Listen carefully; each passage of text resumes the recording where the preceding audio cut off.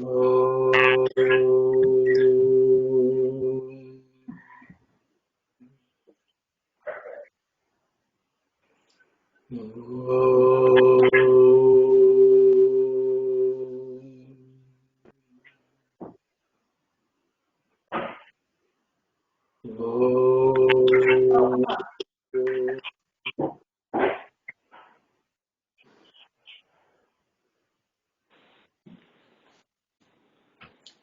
Sairam, everyone. Ram. So Sir. we'll start with a summary of the last week's study circle. In the last week's study circle, what we read was that Swami is talking about, the last paragraph was that our body is comprised of the physical, mental, and the spiritual. Swami is talking about the Gayatri Mantra, and that we should take care of all three levels of our existence. Prior to that, Swami had spoken about the type of food which we should take in and how its contribution towards health. என்னென்ன தட்டுத்தான் வந்தவர் இப்படி வரையில அவர்.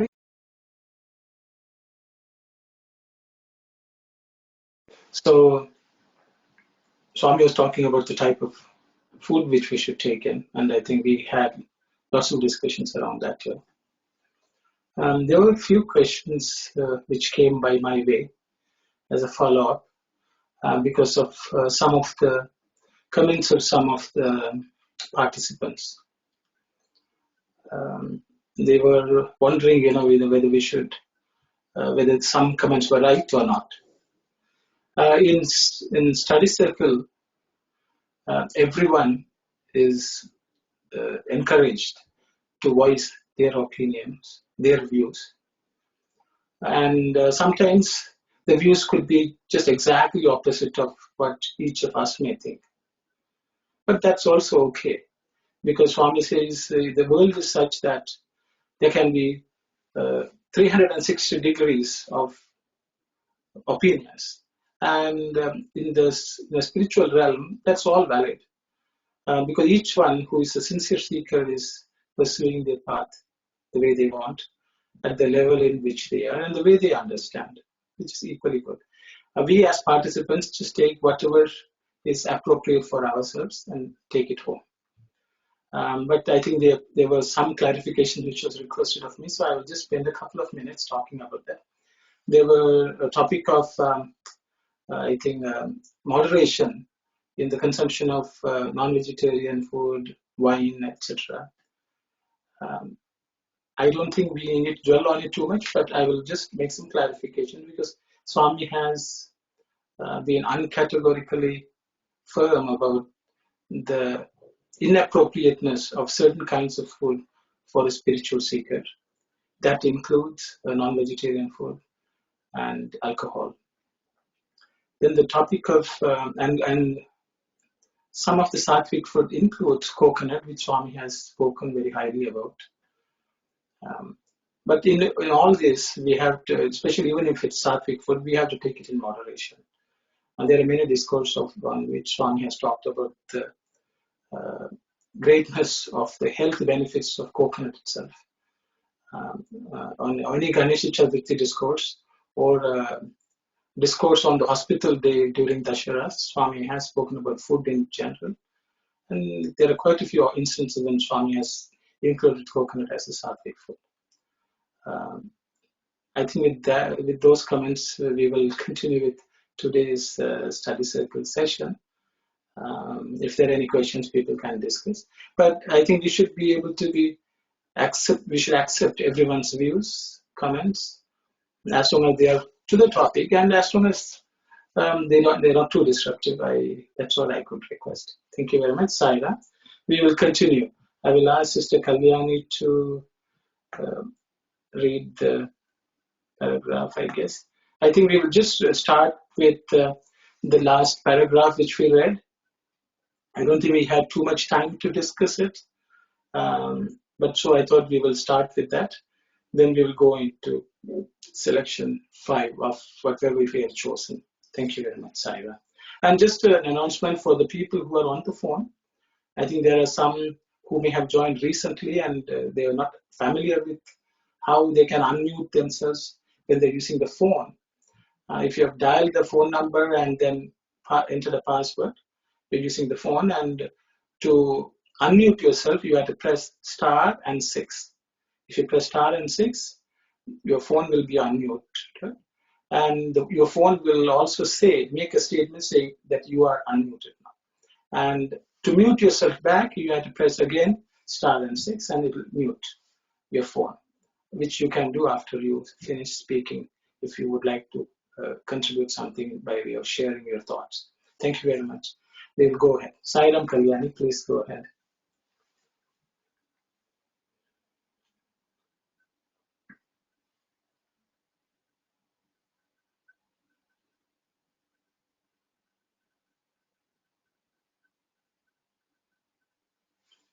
Maybe Kalyani's microphone is not working, or you have an audio issue, Kalyani? So I will read it. I hope Kalyani sorts out her audio issue. Man is leading an artificial life today. One should understand that he is not merely the body, but a combination of the body, mind, and spirit. In the Gayatri Mantra, Om Bhur Bhuva Suvaha is the first line. In this, Bhu refers to matter, that is, body. Bhuva refers to the prana shakti or life principle which animates the body. And Suva refers to the prajna shakti or awareness or consciousness which acts through radiation. Hence, man is made up of prajna, awareness, prana, the vital force, and the body, the material substance. And that was the last paragraph of that selection. So I would open it up. Actually, some of this I have touched on in my summary, but if anyone would like to share any thoughts that you may have, please do so, Saira.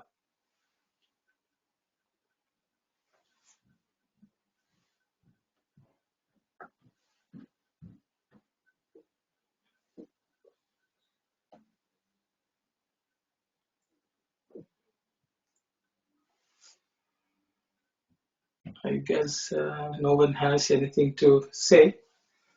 If there's anything, you can always say later on as well, but then we'll proceed to the next paragraph, please.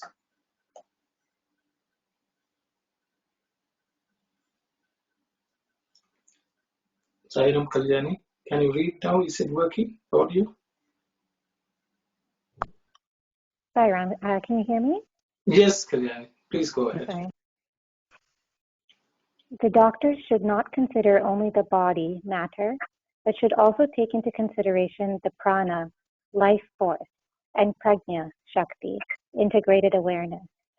Prajna shakti is the radiation energy that promotes wisdom. Vibration is the expression of the prana, vital force. In every action, there is a vibration which is in between the consciousness and the physical body. We should see that the mind is not influenced by any external force, but by the internal source, which is prajna, or integrated awareness. Thank you, Kalyani. I think this is it's not only for the doctors. I think it's also for ourselves. Where Swami is talking about the mind not being influenced by the external forces, but internal source. I think I will open it up to the participants to share any thoughts which come to you. Please.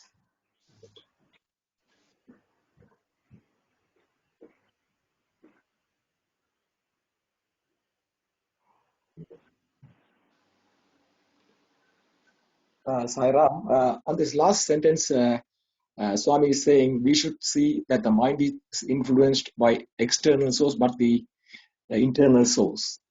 What is meant by here? This the action is what is that action where they are talking about here? So in every action there is a vibration which is between the consciousness and the physical body. When Swami is mentioning this, in every action is meant the karmic action, or what does that really means?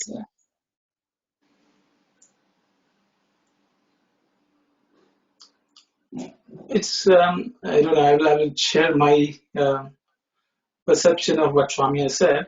I think Swami is talking about every single action of ours. For us to do anything, we use the mind. If we decide the mind is the operator which operates the body and sends out the signals to the limbs to engage in any activity, including talking.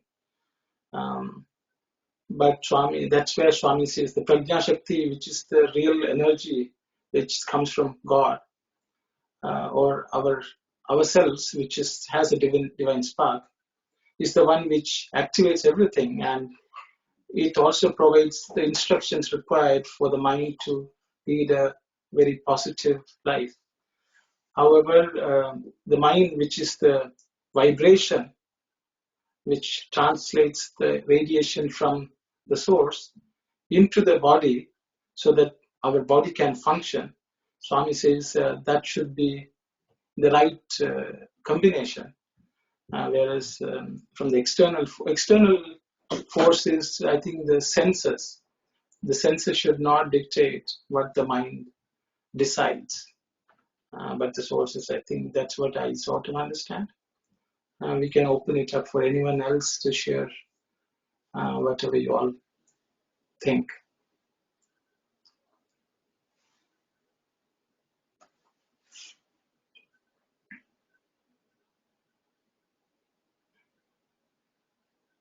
Sairam, this is Vasudha here. Sairam. So I'm going to try and be careful what I speak because I think it's sometimes taken out of context and misinterpreted or misheard or. Yes, don't worry about it. I think that's fast. Don't worry.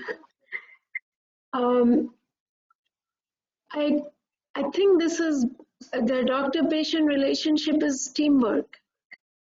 While the doctor can, unless the doctor is your own spouse or mother or father, they don't know your whole life. They don't know your mental, emotional, all other states and forms.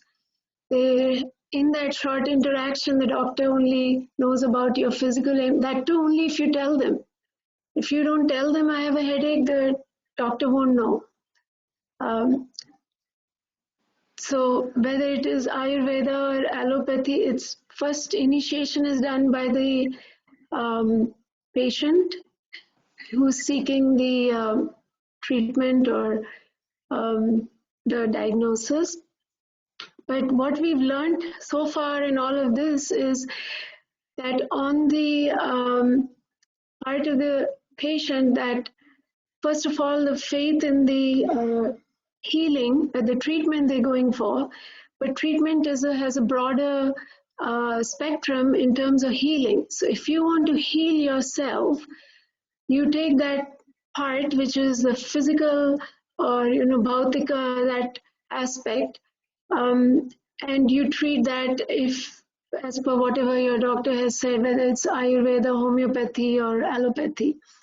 And then it's up to you to cultivate your mental and emotional aspects, your spiritual aspects, to complete the process of healing,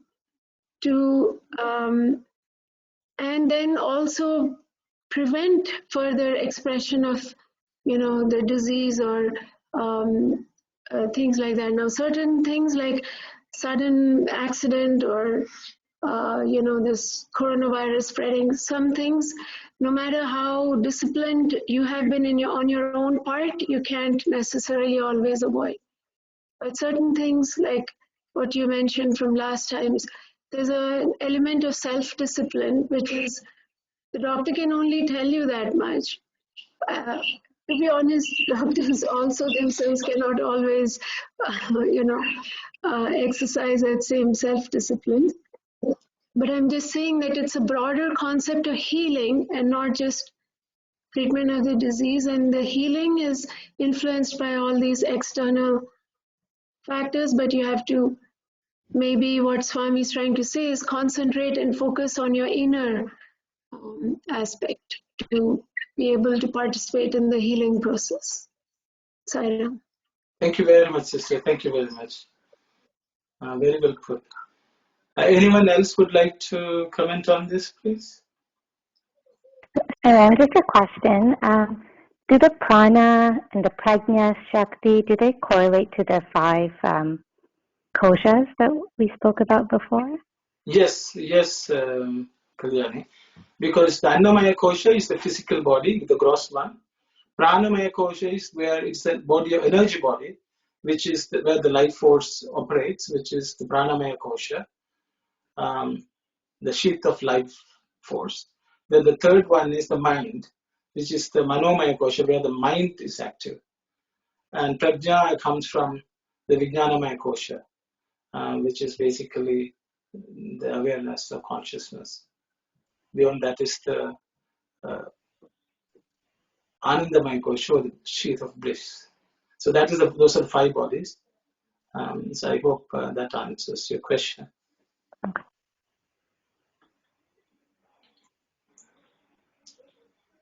I need to complement what Sister Vasudha shared. Yes, please go ahead. Sairam, I have a question.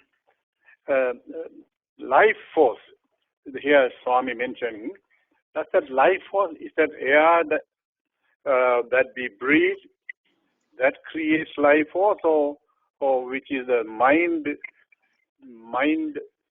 when the mind integrates with the body, prana shakti and prajna, does this give life? I want to clear this because what does that mean, life force? Life. Thank you, brother. I will see whether anyone else can comment on this, please. Brother is asking about prana, whether it's breath or the mind. I think that's broadly the question. And what else is that? Anyone like to comment? Sairam. I think the various a couple of weeks ago with the afternoon satsang, they said prana shakti is the life force. And when we die, the leave of the body, the prana shakti left from our body, that's why we're dying. That's when it's running the body. Thank you, sir.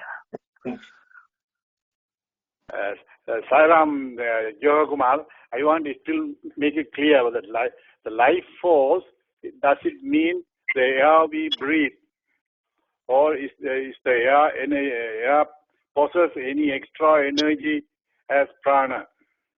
I want to make it clear.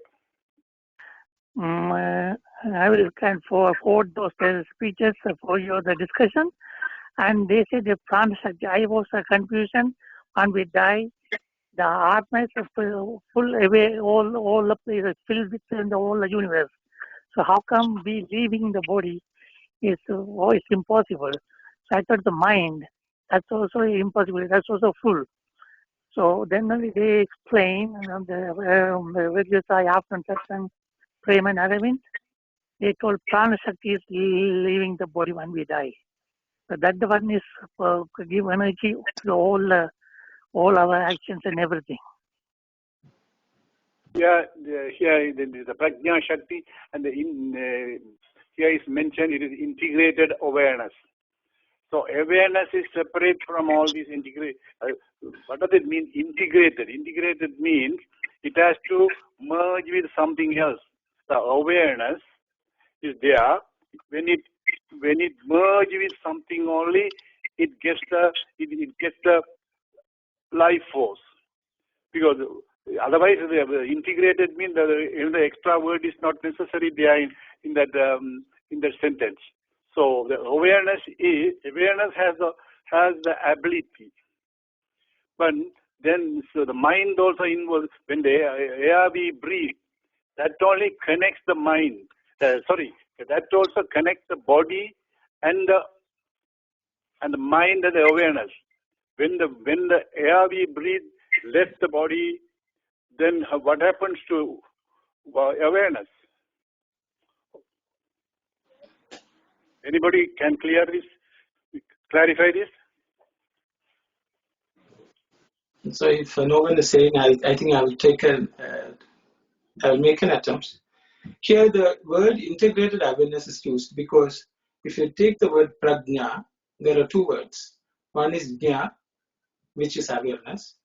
Pra is that which spreads everywhere, that is all pervasive. So in that, because English is a very poor medium for translation, so they did not want to use the word just awareness for prajna, because prajna is much more than that. It's integrated with the spirit. That is why the word even constant integrated awareness is also sometimes used. These are words coined by, I think, Sri Aurobindo, and he made it a popular translation of prajna as a constant integrated awareness or consciousness, because there's people may not understand the full impact of it. That's why that word is used. Prajna actually is integrated with the spirit or the God. That's my understanding. And in terms of prana, even I think there are two words used in the paragraph. If you see, in one place it's called the life force. In one place it's called the vital force. But more or less it means the same thing. But I think in yogic parlance, prana doesn't have an equivalent word in English. It is basically, you can call it energy body at most. Breath which we take is just the gross piece. Breath does not, breath by itself is not prana, because the prana is in the body and that is fueled by air. It's fueled by air, but life force is completely independent, because that's why yogis, even without taking a breath from outside, they're able to circulate the pranic energy within the body. They don't need even the air to sustain the life force. So that is you can call it electricity or whatever you want to call it. That is what makes our limbs move. Swami calls it even magnetism. It has various manifestations, and that energy is the one which attracts other people to people. Just even the charisma or whatever, or even tejas. A person who is spiritually evolved, they will be able to radiate a certain splendor through this prana. That is what energizes the body. That energy, when it leaves, breath also stops functioning. But breath by itself is not prana. Though breath is supposed to fuel both prana and the mental faculties. That's my understanding. But I think that the Swami has, and there are many other discourses on this particular subject. But I think Swami wants us to learn more about this. I think maybe ideally we should have some material from Swami's discourses to properly study it. This is based on what I have learned and my memory. Ideally, we should discuss something in a better manner. I think Swami is just introducing these terms so we are aware of them. And I think that's my understanding. Thank you very much. If anyone... Thank you, Brother Arun. Actually, this is I know it is a very, very complex matter, because the prana and the vital air where we breathe, there's a complex thing, because even the space itself is suffused with energy. That is prana. So the space itself is suffused with prana. So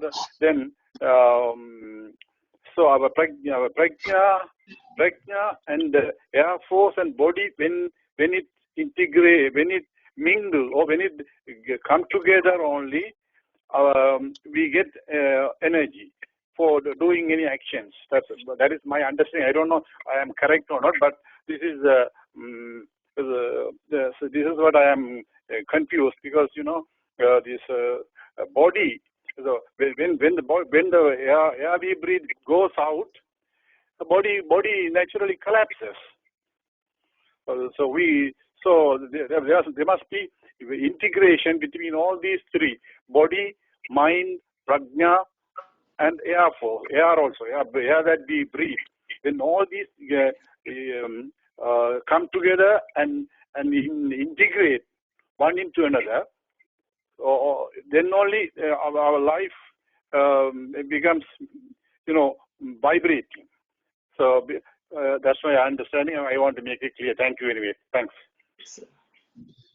Sairam brothers and sisters, this is Ananthi, and my understanding, a human is made up of 3 elements: body, mind,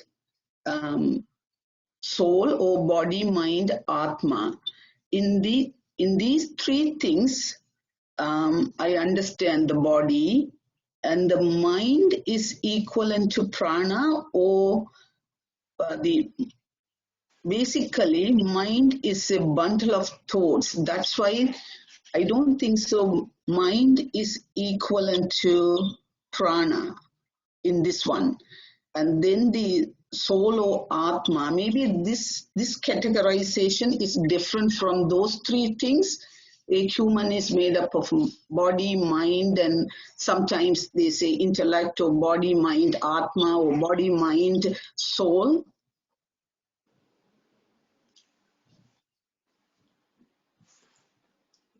Sairam sister, does anyone want to comment on it? Yeah, Sairam. Actually, the air and the space, basically, Swami said that it is part of the Pancha Bhutas. So, when we inhale, the air goes inside. That is Vayu. And then when we exhale, there's emptiness inside us. That is Akasha, space. So, but whereas in this regard, when we are talking about Prana Shakti, Swami is talking about the life force, basically body, mind, and the life force, basically. So in one of the discourses, Swami says the life force in a human being or animals or birds or any creatures, for that matter, it's the same thing. It's the same prana, and therefore Swami says in spirituality, that's why Swami says spirituality came from the word spirit, and so it's equal to every living being. It's a one spirit, and so that's the thing. That's what is being referred as prana shakti in my, according to my understanding.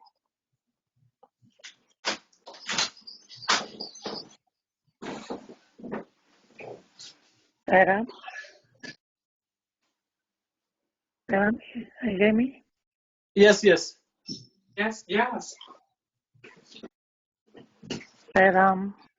Yes, Sairam Yoga. Okay, go ahead.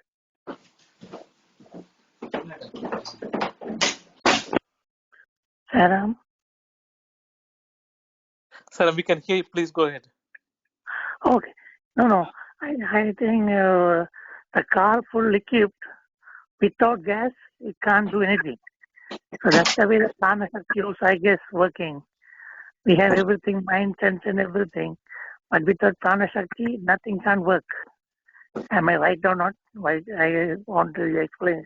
Thank you, Sairam.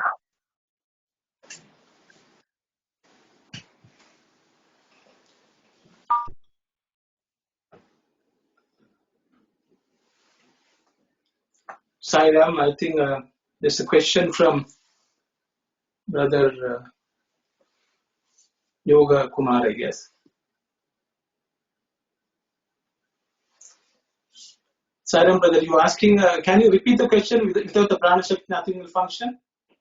Is that the question? Yes, Sairam. Because the car is a new car is fully equipped with everything. Without gas, it can run. So the way without prana shakti, whatever we have, the mind and everything, without prana shakti, nothing can work. So the prana shakti is the main important thing for the body and mind, everything to function. Am I right or not? Yes. I want your explanation. Thank you, sir. I think I will go back to the question of Sister Ananthi. Sister Ananthi, you talked about three aspects. One is body, mind, and soul. Yeah. So the thing is, there are various classifications. So I think what you meant was Sthula, Sukshma, and Karana, as Swami would say, which is the gross, the subtle, and the causal bodies. That is a better translation of the three three divisions of the body. The gross body is the physical, Annamaya Kosha. The Kosha, which is Pranamaya, which is the energy body which links the mind and the body, as Brother Kumar said, integration of the mind, the connection between the mind and the body is the Prana Shakti, the life force. That's the spark, that's what keeps the body together, as Brother Yogamar was asking. The Prana should keep the body intact. And when it leaves, the body falls dead. Even though the mind is present, the linking force is the Prana, and that is what we are born with. And that is why all human living beings are called pranis. That means the prana energy is the one which energizes this entire physical universe. The physical universe, which is gross, which is matter. This is again the matter and energy principle. The matter is nothing without the energy. Without the energy, the matter doesn't exist. But the matter can transform itself into energy. This is Einstein's famous formula of EMC square. So the thing is, so there's a close connection between the subtle body and the gross body. That link is maintained by prana. In some schools, they classify prana as part of the gross body. In some schools, they classify prana as the subtle body because it cannot be seen. That depends to each individual. But I think because of the five-fold classification of Annamaya, Pranamaya, Manomaya, that is the physical body, the energy body, the mental body, the prajna body or vijnanamaya or awareness body, and the anandamaya, that classification is the one which is generally used in Vedanta. I hope that answers your question. Yes, thank you. That's a good explanation. So I think I will go back to Sister Vasudha's point, because the doctors meet only for a few minutes. The reality is that is a very modern phenomenon. I think in the olden days, even allopathic doctors knew families very well. They knew the ancestors, they knew the parents. And so when you say a family doctor, they had intimate knowledge of a family, their regular practices, etc. But in today's world, in modern day world, the medicine as a practice has become a very transaction basis, because the patient goes and only then the doctor looks at them for an ailment. That was not the way it used to be practiced in the past. I don't know how that transition will take place to go back to the source.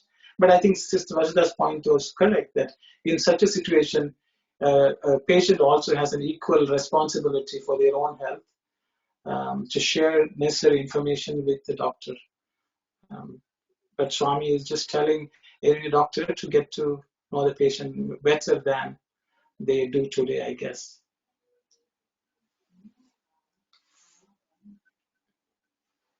Anyone else would like to comment or say anything, please?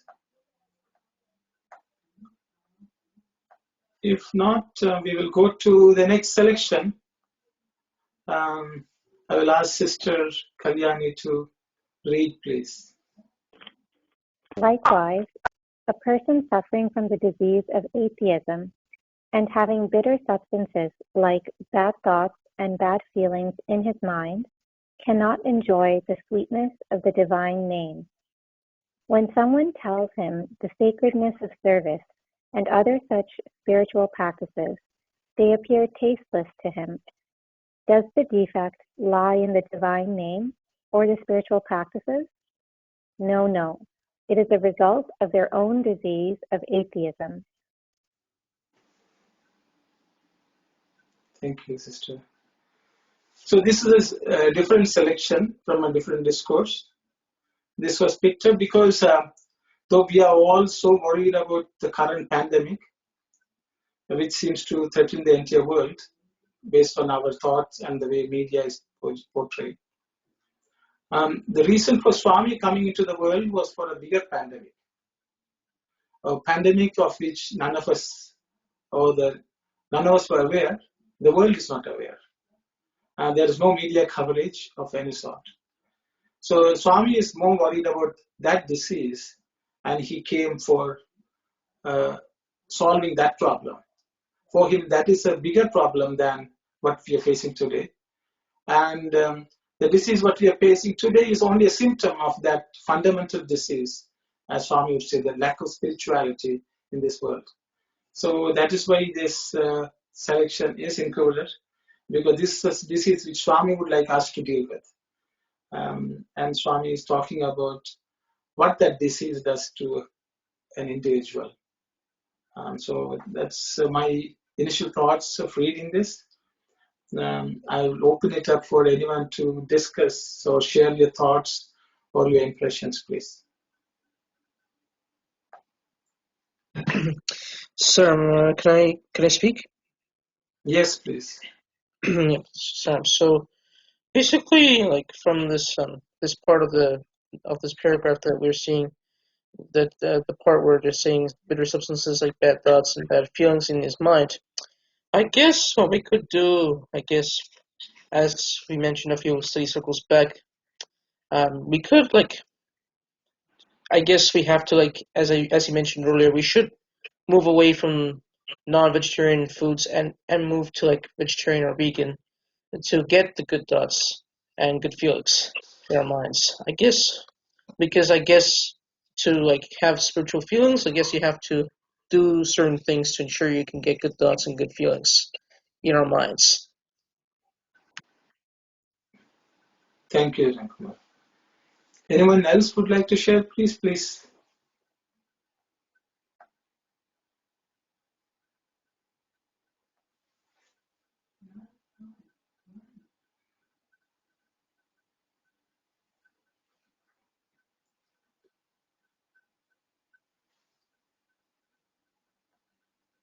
So if there is no, I think it's if everyone feels there's nothing much to be discussed.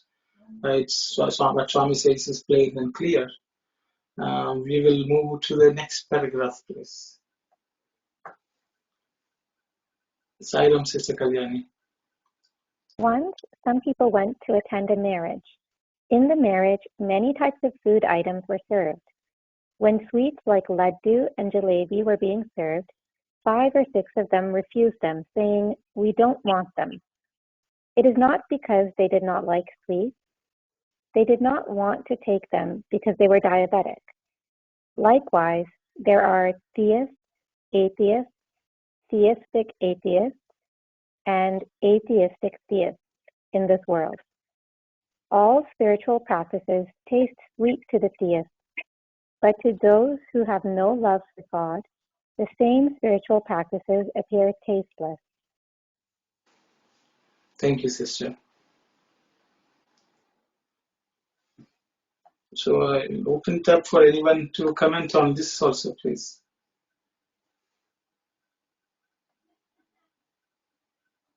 I'm just wondering if someone could clarify what exactly is a theistic atheist and an atheistic theist. Okay. Anyone would like to comment on it, please? Sure. So basically, a theist is someone who believes in God, and an atheist is someone who doesn't believe in God. And then atheists, I guess, they somewhat believe in God, and sometimes they don't. Atheistic theists, I guess, means they don't believe in God, and then I guess sometimes they believe in it. They believe in God. Thank you. I think theism and atheism are on a spectrum. On one end, you have wholehearted belief and faith, and on the other end, you dismiss that theory entirely. And there are probably people in the spectrum who are partly believers. And I think that happens to all of us sometimes. When things are going well, we ask this for God, or we said, "Oh, if you do this, I will fast on Ekadashi, I will do this, I'll get that." Some kind of bartering system or bargaining. the belief in God goes exponentially high, and then sometimes maybe when people are praying and the answers are not, their problems are not readily solved, they may go into an elapse into the atheistic state. Perhaps, I don't know, this is my interpretation. And also I sometimes wonder, people who are, say, Shaivites or Vaishnavites, or they only pray to Mahakali or certain, so they have belief in God, right? But they only believe in that one particular form, and they dismiss all the other forms. I know people whom I have wished happy whatever Mahashivratri, and they say, oh, don't even tell me, I don't believe in Shiva. It's only Narayana. So I don't know. I think there's a spectrum, and there are a lot of people, and we're all in a very superficial level. We haven't even gone to the depth, maybe. So that's just my take on this. Sorry if I offended anybody. I think very good. Very good. It's spectrum, exactly as you said. But anyone else would like to comment, please?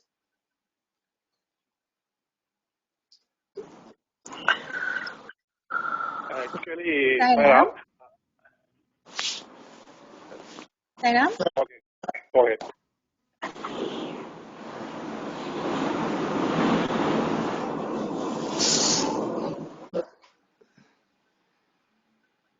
Sairam, I think there were two participants. It's, the brother can go ahead if he wants, and then I can ask later. No, you can go ahead, sister. Okay. I just want more clarification on the third and the fourth meanings of what theistic atheists are and who atheistic theists are. Very good. Sairam. Yes, brother, please go ahead. Sairam, actually, the atheists, they believe themselves. So they have the confidence, and because of the confidence, they believe something. So they are also believers, because they believe in their self. So naturally, they believe. They also have believe in God, but they are in confusion. Then in the long time after time passes, some of the atheists are turned into God believers, because we have a lot of records regarding these atheists also. But non-believers, actually, these people, they don't believe anything. They don't believe in themselves and God also. So so for that such people, they are in utter confusion, and they need some guidance to guide them to believe themselves or God. So that is my understanding. That is my understanding. I'm correct or not, I don't know. Thank you. Thank you. Anyone else would like to comment? Okay, so let me try something. So theists are basically people who believe in the power of God, and everything happens as per God's will. The atheists, so basically, they believe in science, and then they don't believe in the existence of God. So, but whereas with regard to atheistic theists are basically, so theistic atheists are basically, they believe in God, but they have doubts. As for example, if I do that, will God reward me? Or I'm praying, but He's not helping me. So why is it God? That kind of questions come in their mind. They are atheistic atheists. Then comes atheistic theists are basically people who don't believe in the existence of God, but they say, but some people pray and then it's happening. So therefore, there can be some power, superpower, but they don't call it God. They just say, okay, there's something supernatural is happening. So the people who believe in that is basically they are atheistic theists. I think that's my understanding. Thank you. Anyone else would like to comment, please? Sairam, I want to add a comment here. For the atheist, one time Swami was giving a discourse, and one of those atheists, he was challenging Swami, telling there is no God, and he didn't believe it. Then Swami was asking a question, do you believe yourself? So then the guy said, yes, I believe in myself. Then Swami was telling, that is the consciousness, that is the God in you, that is God. The consciousness within you, then that's the one you are believing it, that is God. That's what the Swami's answer for that atheist. Thank you. Thank you. I will see whether there are some comments from some people. Maybe I will. So I will read. There are a couple of people who have posted comments. So Sitaram is saying, theism is broadly defined as the belief in the existence of a supreme being or deities. Atheism is commonly understood as rejection of theism. In the broader sense of theism, the rejection of the belief in God. Theistic atheism is the philosophical view that encompasses both theism and agnosticism. An agnostic theist believes in the existence of God or gods, but regardless of the basis of this proposition, an unknown inherently unknowable. And so this is based on Google, I hear. Swami has, there are many discourses in which Swami has discussed these points. So I will, based on my memory, I will I will attempt. Theist means one who believes in God, which I think all of us agree. I will just distinguish between theist and theistic atheists. So the reality is, we all believe God, we believe in God, we think God is everywhere, God knows everything. But we do not live our life with that thought. We don't at all times believe that God is present everywhere. We at times take matters into our own hands. So our life, sometimes our actions reveal that we have that belief that God is everywhere, God is looking at everything, God is the most powerful. Those thoughts go away and we think we have to do something for God. So in that sense, we do not live the belief that God exists. So many of us sort of fall into that category, and a variety of reasons can come because our prayers are not fructified for some material thing. We will go back to atheism of sort. God is not listening to me. He doesn't know. He is not helping. That kind of people are theistic atheists because they really don't have full faith that they are theists. Then on the other hand, on the other end of the spectrum, there are atheists who really don't believe in God, and they live as if they don't care about anything in this world. They're only worried about themselves. They don't believe in the overall good of the humanity. So their life itself is not beneficial for the entire rest of the world. And they think that they can get away with anything, that kind of behavior. Whereas atheistic theists are people who really don't believe in a God, in a form of God or even the presence of God, but they believe in the goodness of humanity. They are always doing good to people. So they embody certain divine qualities, even though they do not believe in a concept called God. So they fall under atheistic theists. To some extent, you can say Buddha was someone like that. Swami would say Buddha was a theist. But the thing is, he believed in the dharma, the right conduct, which he watched everyone. So Buddhism, Jainism, these are called the Shunyavada in Indian traditional philosophy. They do not talk about even God, who are Jains and Buddhists. But they believe in overall goodness. They are very caring people. They are very compassionate people. They don't want to be violent and so on. So they embody certain theistic qualities in them, even though they did not believe in God. So they fall under the atheistic theist category. So that is my understanding, my memory of what Swami has talked about this. And Swami also defines them in slightly different terms also. He talks about divine human beings, human beings, Rakshasa human beings, and animal human beings. Like that also Swami categorizes people. So there are various categories, but I think it's a digression from what we are talking about here today. But Swami wants us all to become the full-blown theists who believe in God and who live as God exists, and only then we are disease-free from Swami's point of view, is my understanding. So I will stop here, Saira.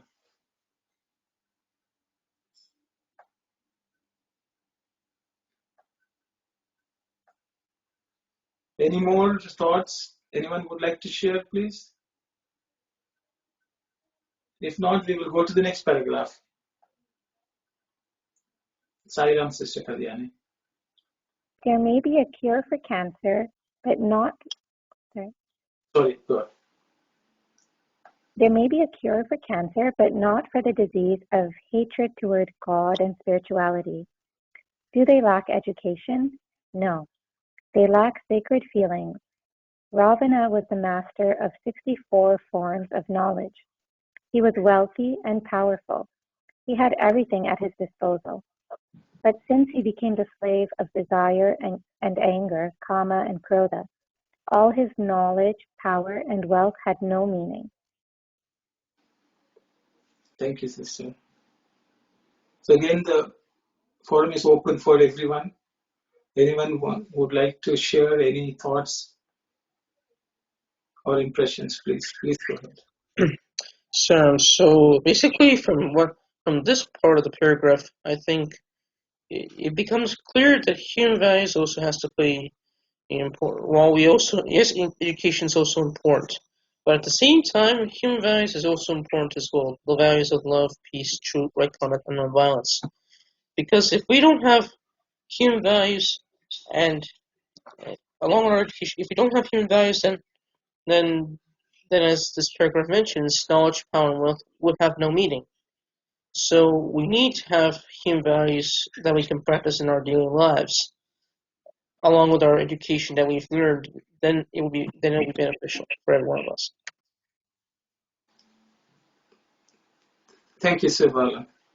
Anyone else would like to share your thoughts, please?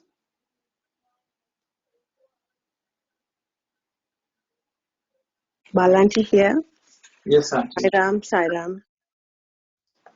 What Swami tries to say is, education alone cannot make a man happy and have a peace of mind and success in life. This is an example given from for Ravana's life. He had all the 64 forms of knowledge. He was wealthy, powerful, and had everything at his disposal. But since he became the slave of desire and anger, all his knowledge, power, wealth had no meaning. So, my basic understanding is that you should have love of God, trust in God, that will automatically pave way for your spiritual development and for you to achieve your goal in life. Thank you, Sai Ram. Sai Ram, Auntie. Thank you. Anyone else would like to add something, please? So, Sister Vasudha, please go ahead. Sai Ram, perhaps Swami is trying to explain that you can have knowledge, but if you don't have the wisdom to know when to use knowledge, or you don't have the insight, despite external knowledge, then that is quite useless and may actually be counterproductive or detrimental, because the wisdom to use the knowledge is as important. It's like the spine behind to keep it all together. Sai Ram. Thank you very much. Someone else was trying to say something. Please go ahead. So I wanted to add to what I was trying to say. So along with what I said earlier, because if we have human values and education combined together, then we would be able to solve a lot of the problems that we face around the world today, like the environment problems and the problems we see in our cities around the world. Because no human values, but we still have education, it won't really work at this stage. So we need to have human values and education combined.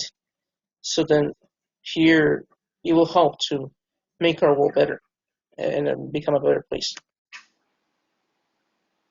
Thank you, Siva. Anyone else? Sai Ram. Sai Ram, brother.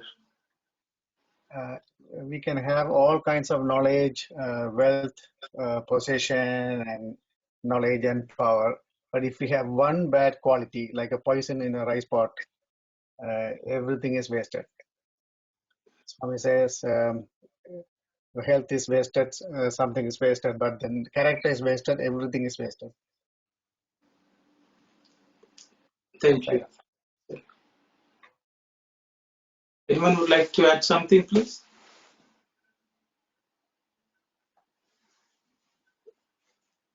So I'll just say a couple of points which which are striking in this paragraph. I think we all know what the absence of human values will cause the problem and so on. But Swami is directly relating, because many people think human values can just manifest by themselves, which is a misunderstanding. Swami, according to Swami, without God and spirituality, no good quality will come to life. Because the seed for even human values is our love for God and a spiritual outlook. And that's what Swami is trying to drive here. Because in the previous paragraph, Swami talked about theists, those who believe in God or godly qualities. And without the help of God, without having faith that there's a higher power, even Buddha, even though he did not talk about a physical form of God, he talked about dharma, which itself was a principle which people loved. But if you look at other Buddhists, because they still look at Buddha as the person who is guiding them. So to some extent, he's a godlike figure in their own lives. And they worship him, they pray to him, they meditate on him. So we have to have certain symbol of God. And without that, the flowering of human values will not take place, is what Swami is trying to drive here, is what I understand. If anyone has something to say, please go ahead. Otherwise, we will go to the next paragraph. Because Swami calls hatred or not having devotion to God itself is a disease. So,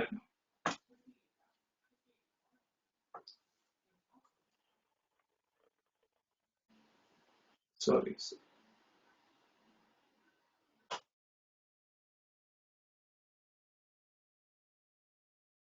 Okay, please go ahead, Sister Kalyani. There are three categories of human beings. There are those who have faith in God, there are those who have no faith in God, and there are those who are indifferent. For instance, in a bush there is a flower. Its fragrance promotes those who have faith in God to search for its source. These can be termed as astikas, or believers. Then there are those who enjoy the fragrance but do not bother to question about the source. These can be termed as the believing non-believers. Thank you very much. I think Swami is explaining some of our questions from the previous paragraphs, the previous selection, I would say. Anyone can go ahead, please, and share your thoughts.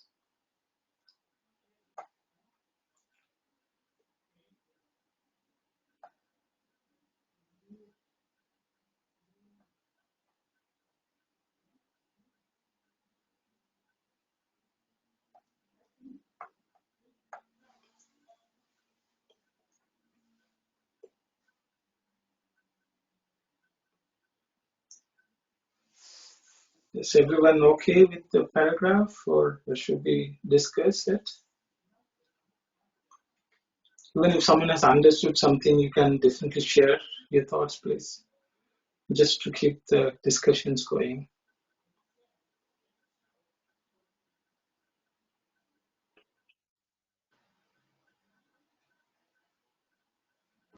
Sairam, Yes.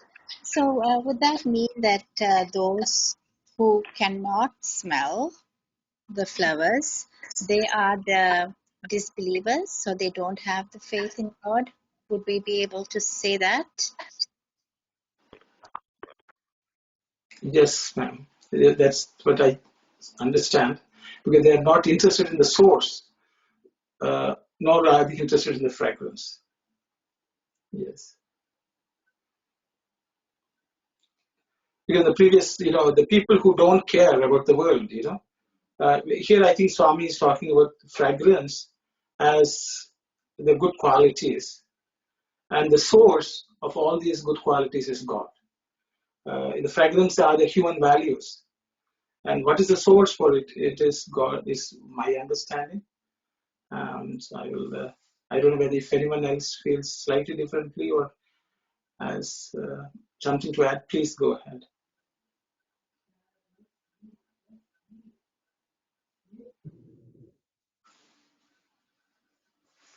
So I think, please go ahead. Brother Nada or someone. So if no one says anything to say, I will just keep on talking a little bit more on this paragraph. So the thing is, we are all gathered here today. Why are we gathered? Because we are trying to find the source of the fragrance, which is Swami and his teaching and the principles, which gave him a high status in our own perception. So we are all in the quest for that fragrance. So an Astika is one who has faith in God and he has a quest to find that God and to merge in him. And that's what Swami would call an Astika or a believer. Then there are those who enjoy the fragrance, who do not bother to question about the source. These can be termed as believing non-believers. These are the atheists, who do, they believe, they want to enjoy all the goodness in this world, but they are not interested in cultivating it by going to the source. Because they are just consuming the goodness, but they are unable to find the source and share it with others.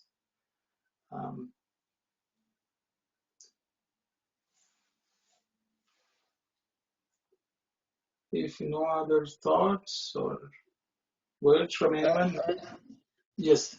Sairam brother, I have a question. Are atheists are bad people? In my understanding, some atheists are very good humanitarian. They have compassion. They don't believe in God, but they are very good people in other perspectives. I understand that maybe in India, I learned about Periyar. He don't believe in God, but he has done immensely good things to Indian people. So when we refer to the atheism here, the atheism doesn't mean that they are bad people, isn't it? I will let anyone else to comment, please. Hiram.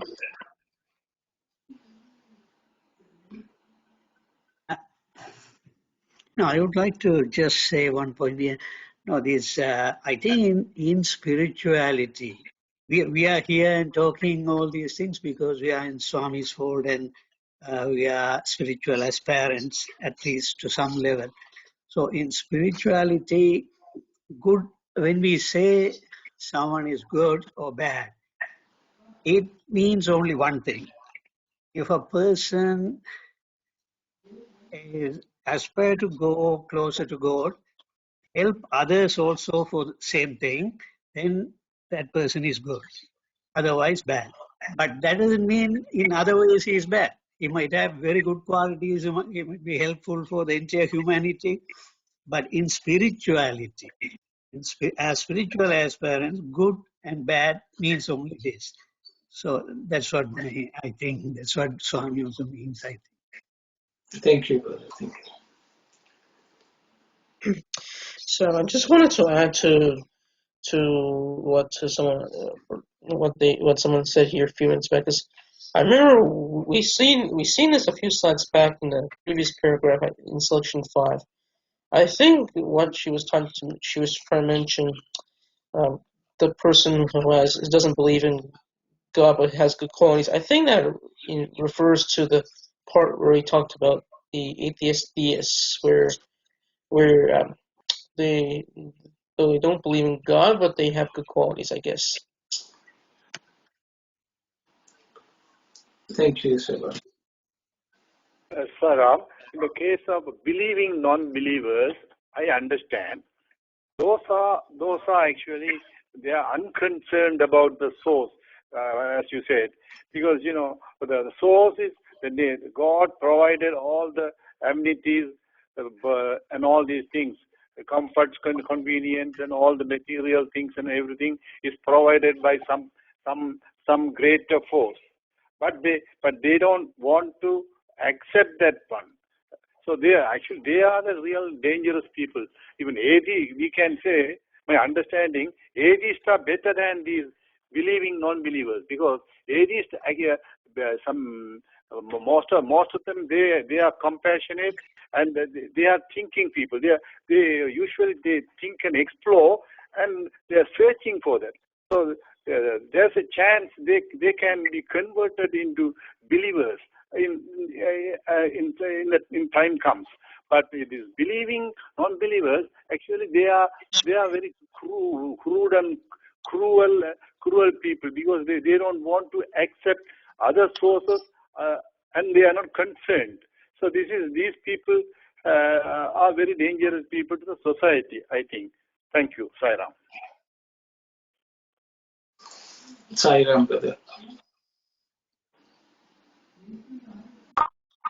Sister Ananti, you are happy? Okay, please go ahead.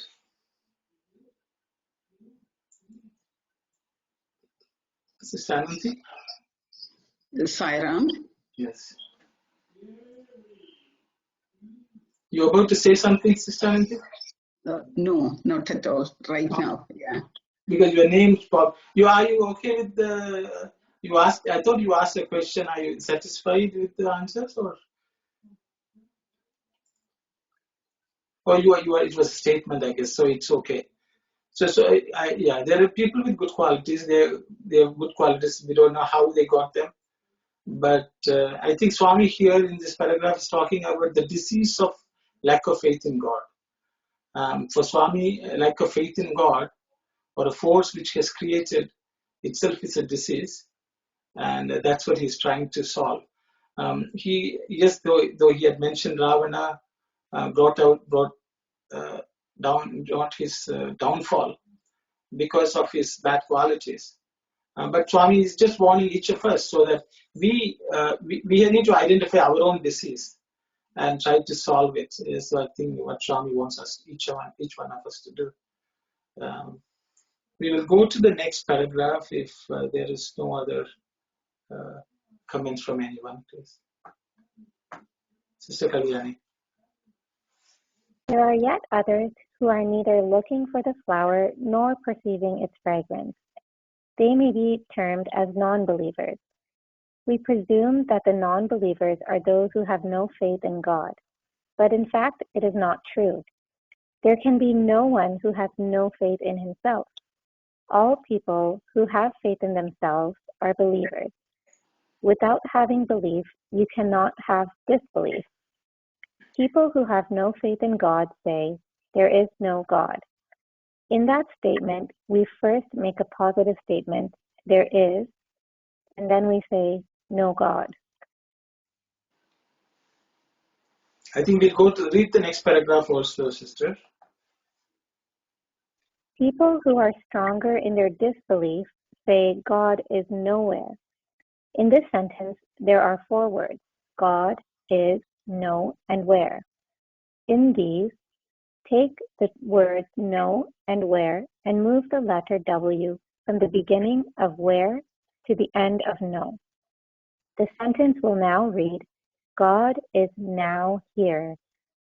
In this change, we have not brought in a W which is not there, nor have we removed a W which was there. We have only rearranged the letters. God is now here represents the feeling in one's mind, and God is nowhere represents the feeling in another's mind.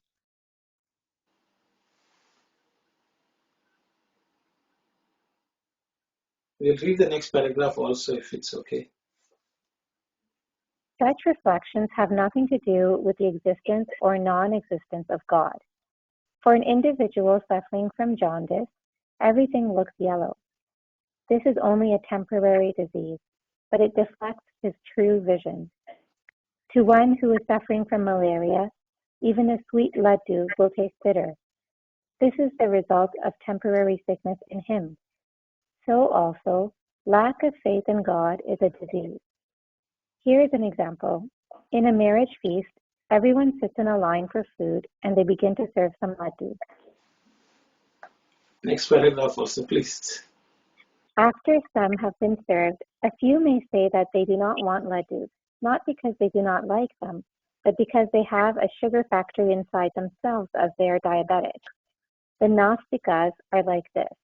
They are suffering from the disease of non-belief, and therefore they say that they have nothing to do with God. In fact, they do want to know about him. Some other people, however, even though they have no disease, say that they do not want the laddus just because they want to imitate others who are saying so. Thank you. We read quite 3-4 slides, but actually it's one large paragraph. I think the sentences were pretty straightforward and simple. If anyone would like to comment on any of them. Swami is sort of clarifying each category of people. They're in the spectrum, as Sri Sathya said. So I think this actually reminds us of selection 5, because we remember going through something similar, where we had the same thing, in selection 5. I remember they mentioned something similar, when sweets like laddu and jalebi, which is sweets, were being served, 5 or 6 refused them, saying we don't want them. It's not because they did not want sweets. They did not like sweets. They did not want to take them because they were diabetic. And then they make the reference. Swami makes the reference to theists, atheists, atheistic and atheistic theists in the world.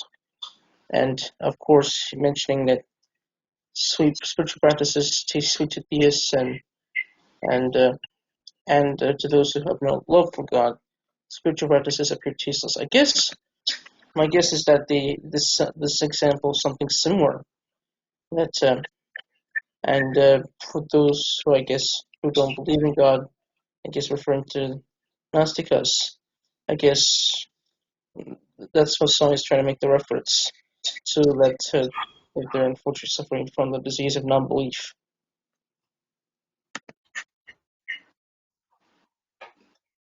Thank you, Sobal. Anyone else would like to add something, please? Share your thoughts. Hi, they even Arul referred to this before, that if I have faith in myself, that means I have faith in God, because even Swami Vivekananda said, faith in yourself is faith in God, because Jivatma and Paramatma is essentially one and the same. So all the people in the world have faith in themselves. So all are astihas. So nobody is nastiha. So some have some diseases for some time. So until such time, they will not openly say there is openly start to worship and follow God. But essentially, everybody is thesis. Everybody is astiha. That's what the whole paragraph says. Only the time delays. For some time, because they are suffering from some disease, they are just postponing. Eventually, when the disease is cured, they will come back to believing God, believing Atma. So, sorry, thank you, Sarah. Thank you, Anna. Thank you very much.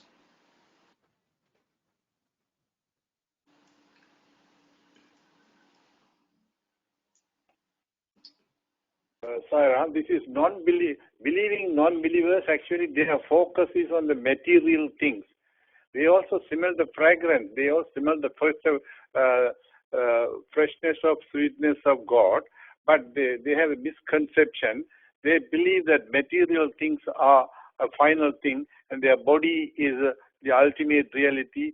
They are not concerned about their inner being, what gives the power or what gives the life to their body. They are not concerned because they think the matter is everything, and when they keep the matter in comforts and when they keep their body healthy, they can achieve anything and they can conquer anything, and they can live for a long time and enjoy everything and ultimately die.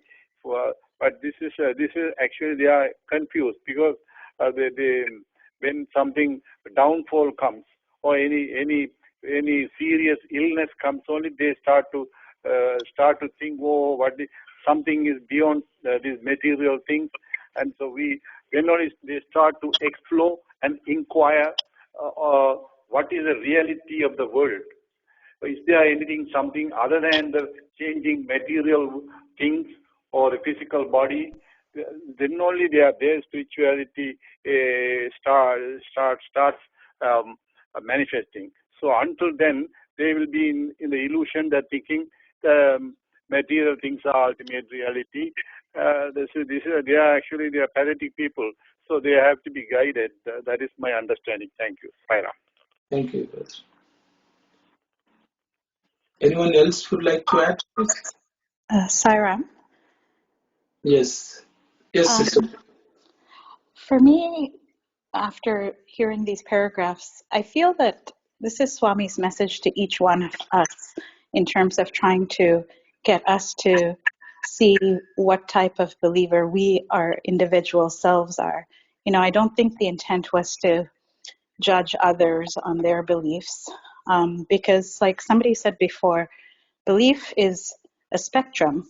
And, there are times in our life where we have full faith in God, and there are other times in our lives where we might not remember God, or we might put other things in front of God. And I think this discussion today just really helped me think about what faith means in my life and how I should look at myself on that spectrum of being a true believer, and to try and work on myself. I think, the point is not to judge others, but to really focus on ourselves and figure out how we can move closer to that true believer definition. Thank you, Sairam. Thank you very much, sister. Very nicely. I think time is up.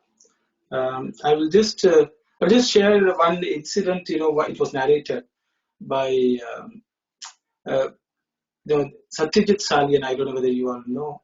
He was one of Swami's. He was the one who looked after Swami near the last days of Swami's being with us in the physical body. He used to live with Swami, and he was telling of an incident where once in the radio Sai there was a discussion about can non-believers attain liberation. That was the topic. I think you all can Google and see Radio Sai archives. I think there was a detailed discussion on non-believers and liberation. So this boy had come to Swami and said, Swami, I'm listening to this Radio Sai. There's a very interesting discussion going on about non-believers attaining liberation. So he asked Swami, is it possible? Then Swami apparently said, Tappakonda, means without fail. But Swami gives the condition, but they have to believe that they are not the body. So I think we are not the body is equally applicable to people who believe in God and people who don't believe in God. When we say we are the body, once we say we are the body, we are all attracted to the material things in this world, as Brother Kumar pointed out. And that will take away from spirituality, and it will not let us progress spiritually, whether we believe in God or we don't believe in God. As long as we believe that we are our body and we want everything for this body, we may not progress spiritually, was what Swami had told. I think we have another paragraph to go, but we will close here today. I just wanted to open up and ask everyone, we would like to choose a theme or topic for the following, the study cycle which are coming up the next week and the week after. We have a couple of topics which we had identified. One was 9 types of devotion and types of gurus, based on some of the discussions we have had. If any one of you has any suggestions of any particular topic, please inform us. You can use the email address and inform us, and we will consider that for our future study circles.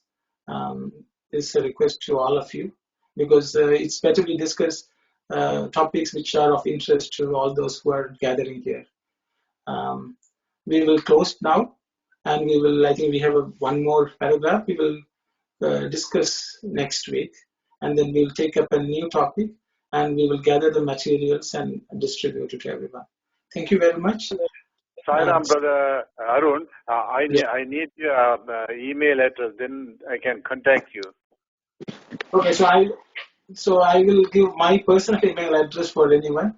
It's Arun dot Uthayan, UTHAYAN at hotmail.com. Okay, thank you. But we will send an email address also in the next announcement which goes out. I will give my phone number also if anyone wants. It's 416-837-3295. We have given all the contact information in one of our original emails. If you all have it, you will have the phone numbers of the team, which the regional study circle team. You can contact any one of us, and we will consider them, please. Thank you very much. And we will close with Samasta Loka and Shanti Shanti. Om